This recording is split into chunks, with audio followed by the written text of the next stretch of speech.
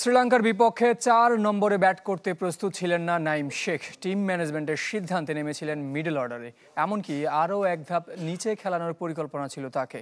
পাকিস্তানের বিপক্ষে একাদশের সুযোগ পেলে ওপেনিং পজিশনেই পছন্দ তার। ঘরে মাঠে বাংলাদেশকে এগিয়ে রেখেছেন নাঈম শেখ। পুরো দল যখন ছুটি কাটাচ্ছে তখন মিরপুরের একাডেমি মাঠে নাঈম শেখ ঘন্টা খানেক নেটে ব্যাটিং করেছেন এই ওপেনার। কিন্তু পাকিস্তান সিরিজে কি ওপেনিং এ নামতে পারবেন তিনি, নাকি আবারও টিম ম্যানেজমেন্টের অদ্ভুত সিদ্ধান্তের শিকার হতে হবে? টু বি অনেস্ট, এইভাবে মেন্টালি প্রিপেয়ার ছিলাম না।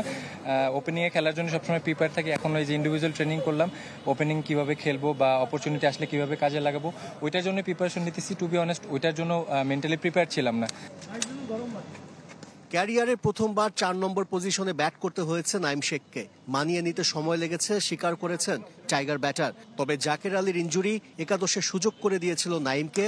তা না হলে তাকে খেলানোর কোনো পরিকল্পনাই ছিল না টিম ম্যানেজমেন্টের। 5-এ খেলার কথা ছিল, তো 4-এর সাথে ডিসকাস করে 4-এ খেলছি। কিন্তু জাকের ইনজুর থাকার কারণে কিন্তু আমি খেলছি, নর্মালি কিন্তু আমার খেলার কথাই ছিল না। শ্রীলঙ্কার বিপক্ষে সিরিজ জয়ে দারুণ উজ্জীবিত পুরো দল। পাকিস্তান সিরিজে হোম অ্যাডভান্টেজ পাবে বাংলাদেশ। নিজেদের এগিয়ে রাখলেও উইনিং মোমেন্টাম ধরে রাখার উপর জোর দিলেন নাঈম শেখ। যেহেতু একটা উইনিং মোমেন্টাম নিয়ে আসছি, এটা আমরা ক্যারি করার চেষ্টা করবো। টিমমেট হিসেবে যেটা সামনাসামনি দেখলাম যে আমাদের বলার এখন মেন্টালি খুব ভালো অবস্থায় আছে, তো ইনশাল্লাহ এটা ক্যারি করলে ডেফিনেটলি আমরা হোম অ্যাডভান্টেজ নিতে পারবো। শনিবার ফ্লাড লাইটের আলোতে পাকিস্তান সিরিজের প্রস্তুতি সারবে টিম বাংলাদেশ। আমার নিজের ইন্ডিভিজুয়াল ট্রেনিং দরকার, এর জন্য আমি ট্রেনিং করতে আসছি।